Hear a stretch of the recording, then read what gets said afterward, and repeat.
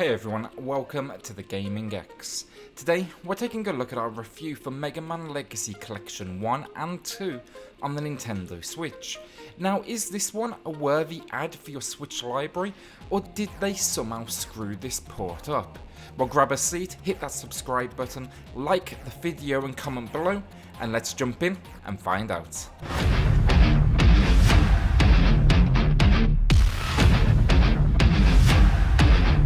So Mega Man Legacy, for perhaps that one person on the planet that doesn't know, is a 2-game collection finally finding its way to the Switch following release a few years back now on the PS4 and Xbox One. It compiles the first 10 Mega Man titles all the way back from the NES through to the 360 and PS3. This is 2D platforming in all its glory. So alongside this summary, let's get the controversy out of the way. Mega Man Legacy at physical release includes only Legacy Collection 1 on the game cartridge. Legacy Collection 2 is in fact a download code. And I've got to say, I hate this design decision. I don't understand why they couldn't easily fit these on the one cartridge. But additionally, I think Capcom, they need to look at the target audience here with the Mega Man series. These are gamers of all ages. There's definitely collectors out there for sure as well, and then there's gonna be newcomers to the series. Why would Capcom think a download code would be suitable for this? After all 10 games actually come in at under 5 gig. Now, I personally was truly disappointed with this. It seems such a waste to half-ass such a fantastic collection and historic character when it comes to this presentation. Now, with that out of the way, let's break down what we actually get. Legacy Collection 1, it contains Mega Man 1 through 6 from the NES. Additionally, you're going to find some challenge modes here where you must tackle specific objectives, and also a really nicely handled art gallery where you can view artwork, character design, and also some cartridge design. Then when it comes to Legacy Collection 2, we have Mega Man 7 through 10, and again you're going to find a slightly smaller art gallery and some additional challenges for the completionists out there. Now, when it comes to the games themselves, 1 through 6, simply put, these are some of the best games from the NES age. They for sure have their strengths and weaknesses. Like 1 is definitely, it's still fine-tuning what would define a Mega Man game. 2 and 3 are incredible pieces of work, and then 4, 5 and 6, they continue the great work and they experiment with some additional features. They don't always pay off with 4, 5 and 6, but I can confidently tell you, you will not be disappointed.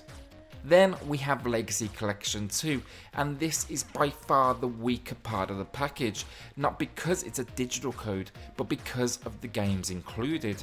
7 was Mega Man Go's 16-bit, and it's just missing the soul of Mega Man. The great looking visuals can't hide the slow ass pace of this one. It just doesn't feel right. They also really dialed down the difficulty. Then we have Mega Man 8, which fares a little better, and it's another step up with 32-bit graphics here. The pace is improved from 7, and there's some nice deviations from the trademark 2D platforming here. But it's still missing some of that expert world building we saw in 1 through 6 to make the levels truly memorable. Finally, we get Mega Man 9 and 10, and these, I've got to say, they're fun games. They were released on the 360, the PS3, the Wii, but if you had a controller, it basically released on it, and they look fantastic. In fact, they do almost get everything right here, but they feel like they are simply paying homage to the originals. It's not a bad thing, but it just doesn't carry the nostalgia for me personally. While there's not too much difference from the PS4 and Xbox One release, you're also going to find a few minor differences as well. We have the inclusion of a rewind function, which now, following an error or a death, it makes it possible for you to skip backwards. It almost feels like continuous saves on the Retron 5, where you can always avoid death.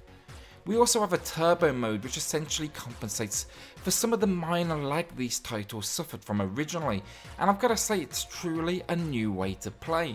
You quickly learn to accommodate the issue when you go back to the originals, but I didn't find I was so quick to unlearn it when I went into this mode.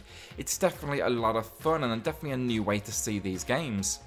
Then, of course, returning from previous releases, you're also going to find that ability to save anywhere in the game and the borders around the screen. While these borders are optional, I would suggest you have them in place to match the original game's intended aspect ratio.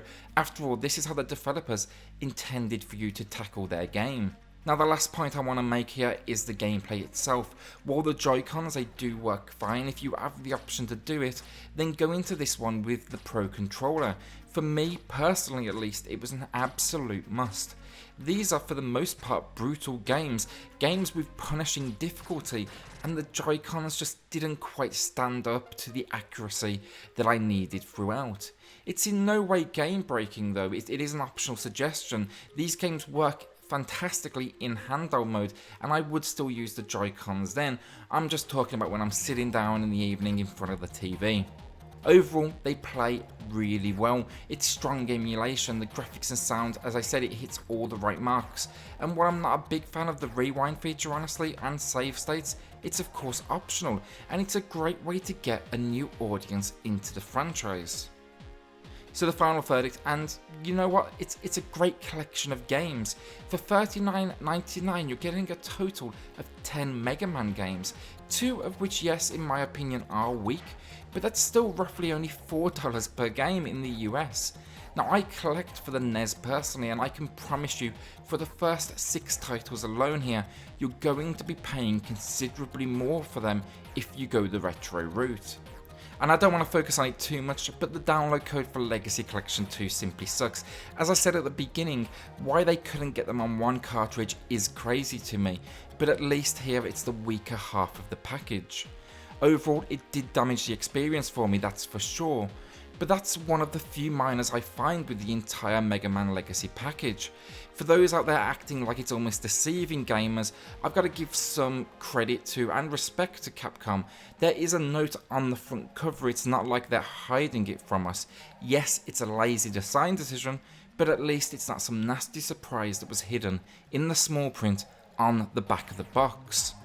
Overall, this is a great value package and an awesome window into gaming history, but when it comes to the final score, that download code just hampers this one for me too much.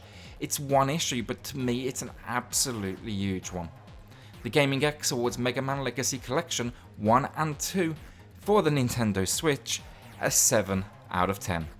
If you don't care about the code, you can take this score all the way up and dial it to 9. It's a great package with very few shortcomings. So tell me below, is the download code stopping you from picking this one up?